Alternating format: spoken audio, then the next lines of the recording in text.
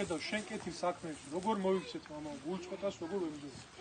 თუ სამწუხარო ვისაც ადამიანს დაუკეთებ და აქეთ დაგიტრიალდება, დაინახა, არ დაინახა, გული გეთკინება ყველას თითოეულ ჩვენთან გასივართ, მაგრამ ჩვენ ერთი რამე უნდა ვიცოდეთ, რომ თუ სიკეთეს იმით ვაკეთებ, რომ იქიდან საზღაურს ელოდები, მაგრამ სიკეთე არ ქნა, მაგრამ შევ ვაჭროთ. აღებ მიცემობა ქნა.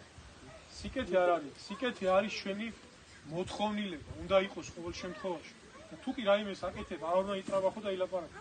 ეხლა დილით რო დგები, პირი დავიბანე ვამბო? იცი მე დღეს შენთვის პირი დავიბანე. ხო არის, შუ დაიბანე, იმიტომ დაიბანე, რომ სულთა გამოზულიყო, ხო ეგრეა?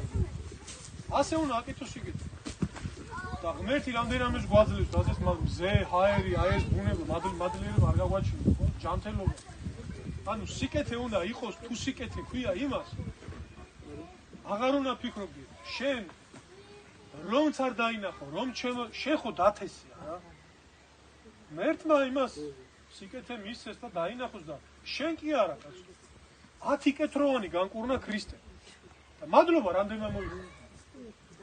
10 კაცთან ერთმა მოუხდა მადლობა. და მით უმეტეს შენ თუ ვერ დაგინახეს, ხო? ამაში აუცილებლად ახალი ტრაგედია არაფერია. თუ კი ქრისტეს ვერ დაუნახეს სიკეთე შენ ვიღებ. ანუ შენც ეგრე ვერ დაგინახო თავისთავად, ამიტომ მაგისთვის უნდა შეეგუო, მაგრამ არც ერთი წუთი არ უნდა შეწყვიტოს სიკეთე. და ცოცხალი ხარ, იმიტომ რომ სიკეთე უნდა გაცხონოს იმ მატარებელში, ჩემოდანში უნდა გელაგოს, თორე მე პოსტას უნდა ელოდო და პოსტა კიდე შეიძლება არ მოვიდეს. შემდეგ